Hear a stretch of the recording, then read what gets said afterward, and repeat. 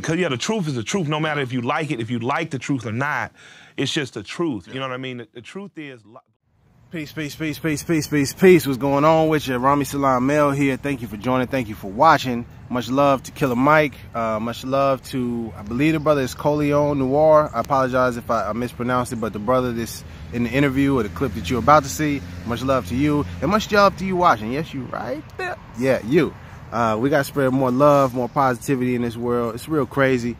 You know, it's a lot of hate, a lot of war on this earth. So, you know, if you can today, just for a moment, you know, take a moment, take 10 seconds and just, you know, spread some positivity in the world, spread some love, give somebody a hug, throw somebody a smile, some, you know what I mean, to uplift people. But let's get to it. I'm gonna show you some clips just to give you some context, and then we're gonna come back and talk about all of this. All right. As black men, you have to see guns do it. You see it first and foremost as an American. Yeah. What you learn in civics class about your First, Second Amendment rights, you know, then you have to see guns as an African American. And they have helped us tremendously in our fight for freedom, justice, and equality in this country. So for me, you know, guns are an applicable tool in terms of fishing, hunting, farming, because I grew up in the South. I grew up by people who were raised in the rural South. My grandparents, my father was a former police officer. He's a huge gun advocate. Most of the men in my family are gun owners and actively shoot. So for me, there's the experience of being a Southerner, and as a black guy, you know, just we only 54 years out of apartheid, and most people don't ever approach that, but that's very true. We're only 50. My dad is 62. He was born in apartheid, you know, and I'm not talking South Africa, I'm talking about in America. So, and then as an American, there's something to be said for any republic that wishes to make sure the balance of the proletariat versus what potentially could become an oligarchy is there. And that's what our Second Amendment provides for. You know, you're able to resist tyranny should you choose to. You know?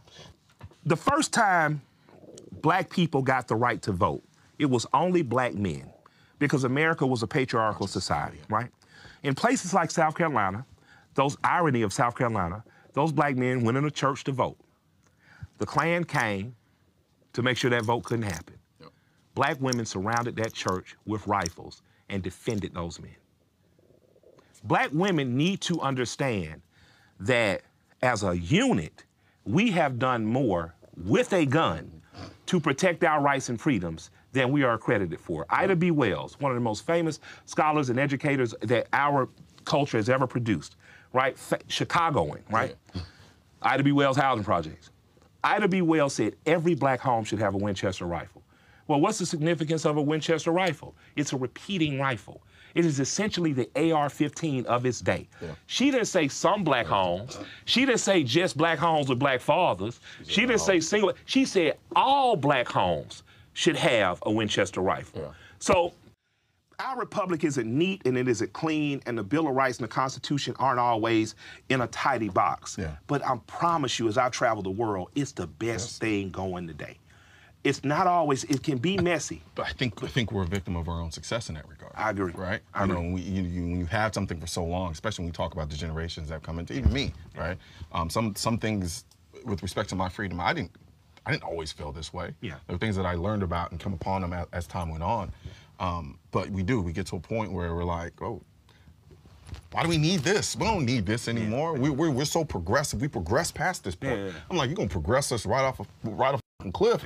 You keep going in this direction. You're gonna progress us into slavery.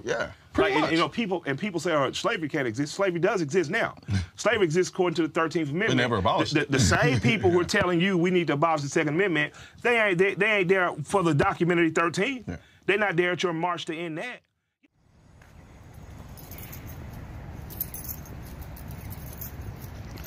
All right, so you done watch the clips now, right? One of the main things that I loved about what Killer Mike said is that the truth is the truth. Whether you like it or you don't like it, it is what it is, baby. The other thing that's important that we're going to be discussing is about us having rights and the Constitution for the United States of America. If you haven't looked it up, you should go take a moment, hit pause, and just read it for yourself. You know what I mean? Oftentimes, I'm pretty sure if you live in the U.S., you may have heard about it. You know, you hear people talking about the amendments and, you know, the Bill of Rights and, you know, the Second Amendment, this, that, and the third. But take a moment and actually read the whole Constitution so you understand what's being talked about. Now, the point I want to make to Killer Mike, to Coleon Noir, isn't about arguing against gun rights. Me personally, I don't feel that guns is in any way, shape, or form going to help us as individual, as a collective as humanity, you know, on a physical level or on a spiritual level. I feel like it's only going to beget more violence, more hate, more death. But that aside, what I want to speak about is the idea that we have rights as black people. Understand what I'm saying? In the clip, Killer Mike was speaking about how the 13th Amendment still has us as slaves. The slavery was never abolished, it was just moved to the 13th. And check out the 13th on Netflix. It's a documentary that breaks it all the way down. But if you look up and this is true, if you look into the 13th Amendment, slavery was abolished except if you were found guilty of a crime and you went to prison, then you could be a slave. And what I want us to do right now is to think on a larger scale and ask yourself this question: when we were so-called free from slavery, did we apply to be citizens of the United States of America? Did we? Are we using our own names right now, or are we using the names of slave masters? So we didn't apply to be citizens, and we're still using the names Johnson, Smith, Jackson, Williamson. We're still using the names that was placed on us as slaves, and we're still calling ourselves slaves via black, African American, colored, people of color. All connects us back to Negro, which is slave. So if we're still identifying ourselves as slaves on paper, on documentation, on all of that, legal documents, how do we think that we're going to be a citizen? All right, maybe that's, oh, well, no, it's da-da-da. I got a better question. Just go look up Google right now. What is the U.S., the application to be a U.S. citizen? I want you to Google that right now. I think the website is USCIS. I can't remember exactly, but just Google U.S. application for citizenship. And I want you to look at the application. And I want you to look at the box, I think it's number 11. And in that box, it'll ask you, what is your country of citizenship or nationality? And that, my friends, is the key. Nationality. Black people, so-called black people, don't have a nation that they come from. Not the United States of America. We can't come from that. We were enslaved, right? We can't come from that. So where do we come from? What's our nationality? But yeah, how can we be citizens if we can't even fill out the application to be a citizen? Just some questions, man. Now the larger thing that you're going to have to answer, I'm talking now specifically to Killer Mike, Coleon Noir, anyone that are claiming to be for black people's rights, for, the freedom and equality and justice for black people, African Americans, etc. What you're going to have to do is start answering the question of nationality. What is your nationality? What is our nationality? And see, once you get into that, you're going to have to talk about Noble Drew Ali. And then people are going to ask you, why weren't you teaching the people? See, this is what's going to happen. Sometime down in the line, 10, 15, maybe 20 years from now, who knows? Maybe tomorrow, the masses are going to wake up. And all the people that have been advocating and revolution and, we need guns, we need this, we need to do that. People are going to say, wait a minute. This brother Noble Drew Ali was talking about some things. And he was talking about our rights as citizens and how we need to uphold the Constitution. How come nobody's talking about that, brother? Killer Mike is standing on the Constitution and our rights as American citizens.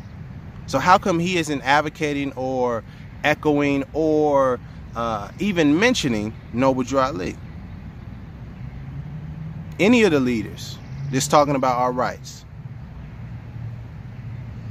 Just a question. Killer Mike, if you watching, I hope you can answer the question. You know what I mean? Not for me, but really for yourself, for your children, for the people that look up to you, because I do. You know, I wrote for my senior thesis, I wrote a paper called An Eye for an Eye Makes the Town Go Blind. Violence and its effects on young African Americans in I think urban cities or something. I don't remember the exact title, but it was Eye for an Eye Makes the Town Go Blind. And in my intro, one of the people that I thanked was Killer Mike, because I really appreciate his mind on a lot of things. However, calling ourselves black, man, that's just not the move, brother. And this is the truth is, we ain't black unless you're claiming yourself to be a slave, claiming yourself to be a Negro. Because if you look at your skin color, it's not black. If you look into grammar, you'll understand that black is an adjective, not a noun. Nouns are persons, places, or things. Adjectives describe.